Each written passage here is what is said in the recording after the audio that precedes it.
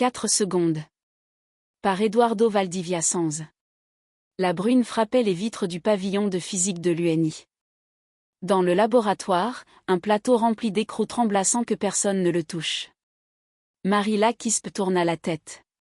Iker Paredes cessa de taper et regarda le gravimètre, une boîte grise d'où un fin laser traçait une ligne bleue sur l'écran. La ligne descendit d'1 millimètre. Puis d'un autre. Encore une chute, dit Marila en serrant la mâchoire. Iker approcha son visage du moniteur. Ça ne vient pas du trafic. Regarde l'horloge. Dans un coin, un compte à rebours clignotait, 362 jours, 19 heures, 47 secondes. Marila déglutit. Combien de temps cette fois? Iker tourna l'ordinateur portable vers elle. 4 secondes. Gravité, 0. Sur toute la planète. Marila laissa échapper un rire bref, sans joie.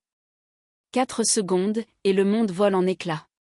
Iker ouvrit un dossier rempli de graphiques, de tableaux d'étalonnage, de vidéos du capteur en plein enregistrement.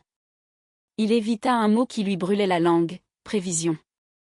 À la place, il écrivit sur la couverture, fenêtre de 4 secondes, chute totale de la gravité. Envoyons les données que nous avons, dit-il. Aux revues, au laboratoire, à quiconque répondra. Marila prit la souris.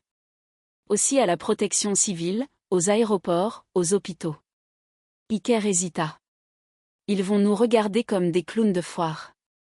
Marila appuya quand même sur « Envoyer », encore et encore, jusqu'à ce que la boîte d'envoi soit vide et que le silence revienne, plus dense. Les réponses arrivèrent vite, pleines de sourires condescendants. Un appel vidéo montra un éditeur en costume sombre, lumière blanche derrière lui. 4 secondes sans gravité? Demanda-t-il en anglais, les sourcils levés. Du Pérou? Iker soutint son regard. De l'Universidad Nacional de Ingeniería.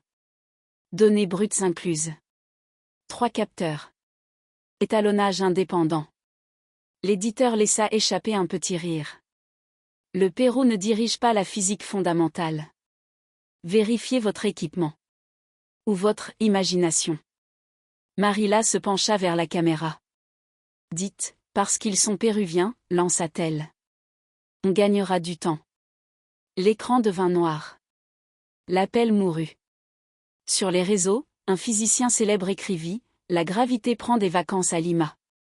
En dessous, des mèmes avec des lamas et des bonnets andins. Marila ne répondit pas. Elle sauvegarda les captures d'écran, comme si elles pouvaient servir un jour de procès-verbal. Cette nuit-là, Iker se rappela un nom d'un autre monde, quelqu'un des grandes ligues, Adrián Salvatierra, diplômé de l'UNI, désormais propriétaire d'un réseau de satellites et de centres de données en Irlande et au Costa Rica.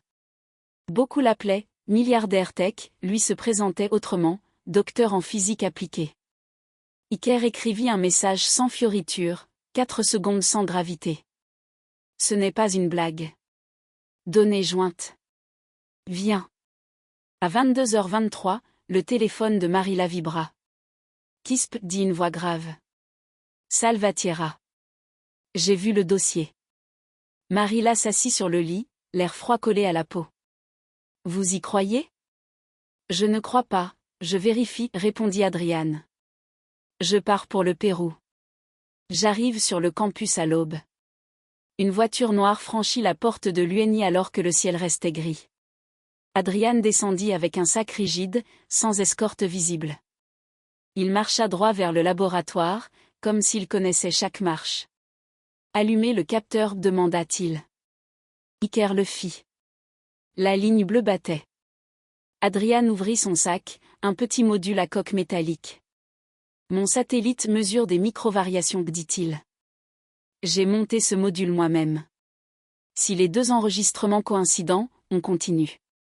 Marila croisa les bras. Le monde n'écoute pas. Adrián connecta son appareil. 2 courbes apparurent à l'écran. 2 battements. Quelques minutes plus tard, la chute minime arriva aux 2 en même temps. Adrián expira. Les chiffres concordent. Iker fit un pas vers lui, une lueur d'espoir dans les yeux. Alors, aidez-nous à prévenir. Adrian éteignit l'écran et rangea le module, lentement. Prévenir ne fait plus bouger personne. Les revues scientifiques se moquent des scientifiques péruviens. Les gens attachent un meuble seulement quand le sol le leur fait payer. Je ne perds pas de temps à convaincre. Marilla fronça les sourcils. Que vas-tu faire? Adrian fit glisser une tablette sur la table.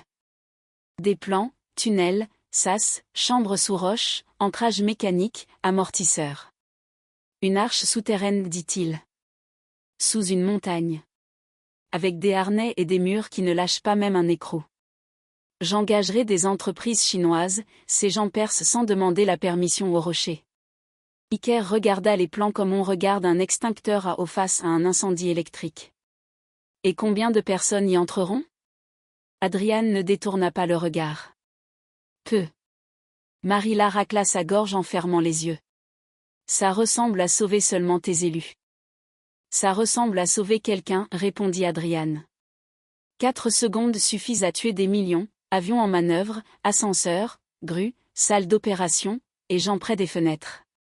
Et si l'ordre tombe, le reste suit. Marilla pinça les lèvres. Moi, j'avertirai quand même. Avec ou sans ton arche. Adrian hocha la tête. Averti. Moi, je creuserai. Dans l'arche, une lumière rouge clignota. Une voix neutre dans les haut-parleurs, fenêtre. 3, 2, 1. Le monde lâcha son poids. Adrian posa enfin la réponse comme une pierre. 1 minute. Le mot « minute » emplit le couloir. Et l'appel arriva.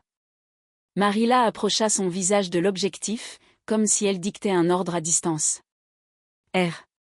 Si quelqu'un dispose d'aéronefs opérationnels, montez en croisière et éloignez-vous des zones urbaines. R. Répéta le scientifique, incrédule. 1 minute sans gravité ne projette pas un avion dans l'espace, dit Marilla. Un avion continue en ligne droite, la courbure de la Terre ne l'écarte que de quelques mètres. Le risque vient de l'intérieur. Il vous reste moins de 4h30, dit Marilla. Si vous voulez une chance, mettez-la en mouvement maintenant. L'écran se remplit de neige. Dans l'arche, le bourdonnement des serveurs continua, indifférent. Adrian resta face à la courbe bleue. Iker passa la main dans ses cheveux, comme s'il cherchait un peu d'air entre les mèches. Marilla regarda le sas fermé, la roche, les harnais, le long couloir. Puis elle soupira. Au-dessus, le monde brûla sans ordre et sans trêve. En dessous, 3 Péruviens suivirent une ligne bleue qui descendait encore et encore, comme si la planète aiguisait son prochain coup.